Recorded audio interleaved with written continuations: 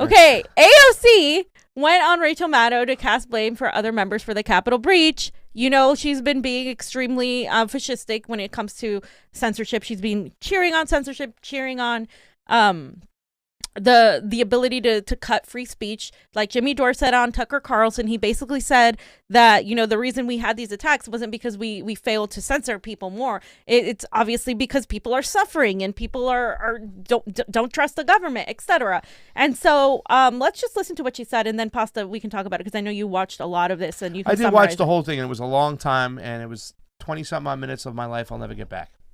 There is a resolution that has already been drafted, and I'm a proud co-sponsor of it. This is Representative Cori Bush's resolution to investigate and to essentially sanction and expel members of Congress that have been found by investigation to be essentially working with the folks who flew a Confederate flag in our nation's capital. And I don't know how many of my colleagues need to be reminded of this, but the Confederacy were a band of enemies and traitors to the United States, and insurrectionists themselves. And they are not part of the United States, have never been part of the United States, and will never be part of the United States.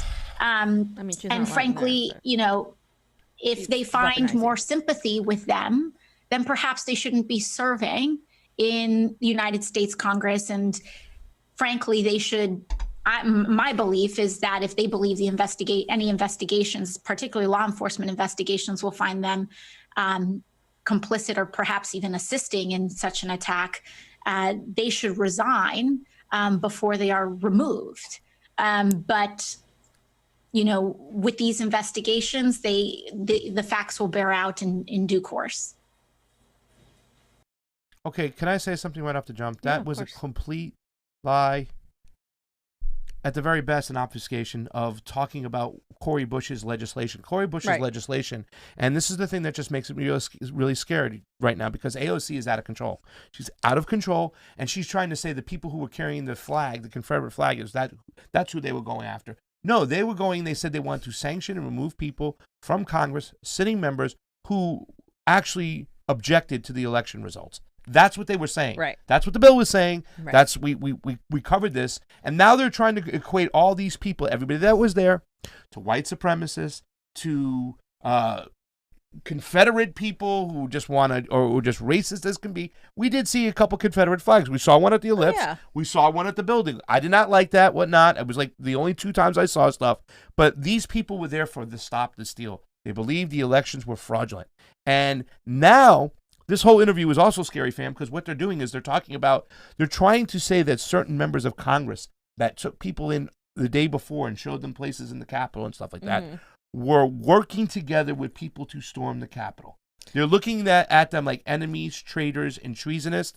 AOC is leading the charge on this, and she is trying to oust people of Congress as just racist, crazy people that need to be removed.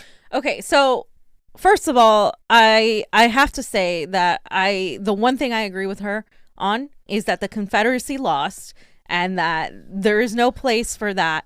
If you're a government official and you're over there found carrying a Confederate flag, you should be reprimanded in some way, because that's dead. Like, that was the Civil War. It's done. It's been over 100 years. Like, let's move on, etc. Now, the problem that I have with what she's saying isn't that.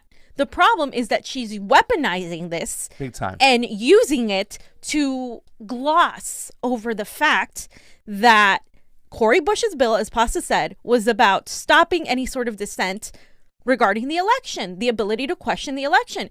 If these Congress members' constituents do not believe that the election was fair, it is their duty to say, my constituents don't believe the election is fair. We're going to have a recount. I push for this. We want to make sure that this is verifiable. They did what they were supposed to do.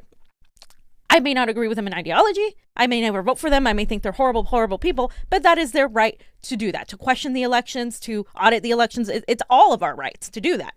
By pushing this bill that Cori Bush was right away, had ready to go, you are saying, basically setting this precedent that in the future, anybody who questions the election, it could be a progressive, it could be a Republican, it could be a Democrat, anybody who questions the elections is now going to have a very difficult time or be looked at as a traitor. So that's the problem I have, because she is framing this in a way that gets people's emotions riled up and saying, yeah, like, I'm against the Confederacy. Of course I'm against the Confederacy. I mean, I grew up in, a lot of places, but I've lived in St. Louis. I've lived in Florida, and I saw Confederate flags all the time. And like, you realize like what that means at an early age, but you start kind of getting used to it.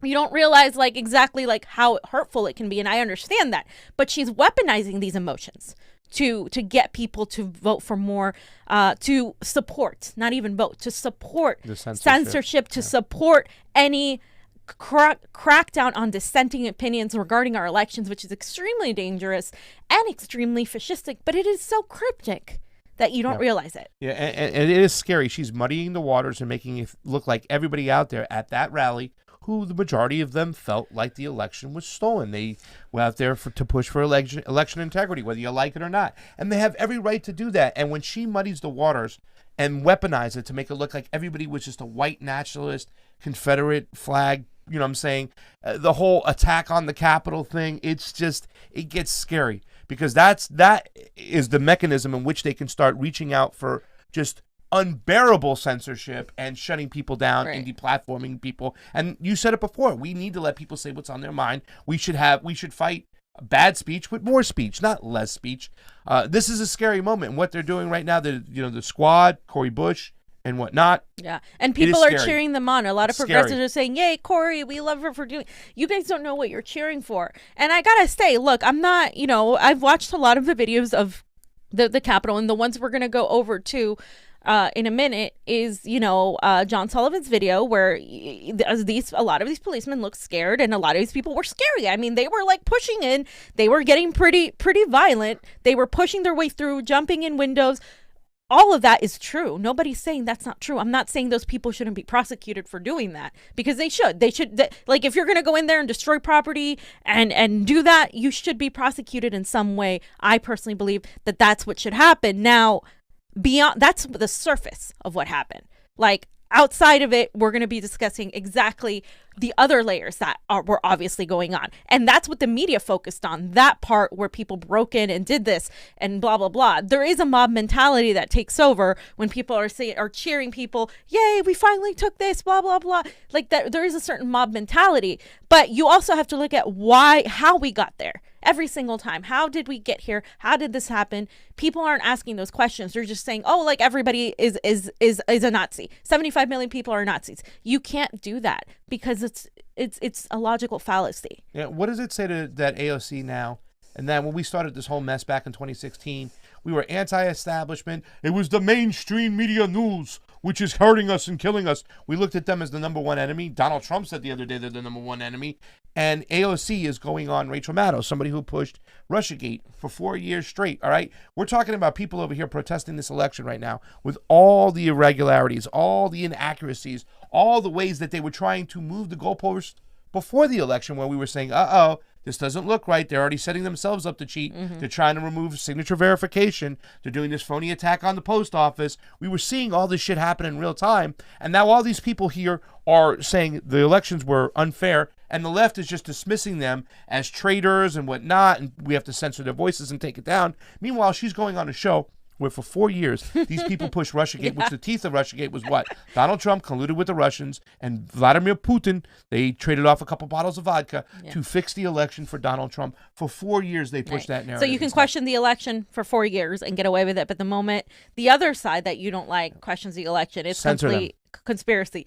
And even though Russiagate was proven conspiracy. Yeah. And you guys don't get mad at AOC going into a conspiracy network, do you? Yeah. She's on Rachel Maddow, ladies She's on Rachel Maddow. She's Rachel the biggest Maddow. conspiracy theorist. And Rachel we're Maddow. Bernie supporters, right? They use Russiagate to eventually attack Bernie, too, as well. Yep. You don't care, do you?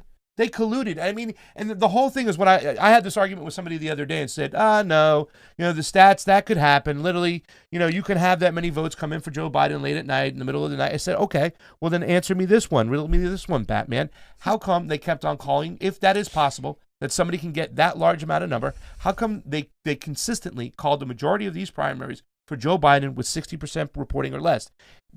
Isn't Bernie Sanders and all of his followers, don't they get the right to have all those votes come in at one time if it is possible? If it is possible, Right. why do they give us a different excuse Right. than they're giving us right now? Right. And that's your vote. That's you who they screwed, ladies and gentlemen. And you're going to just smile and go behind them? Well, it's AOC. The squad, yay. Yeah. It's so stupid.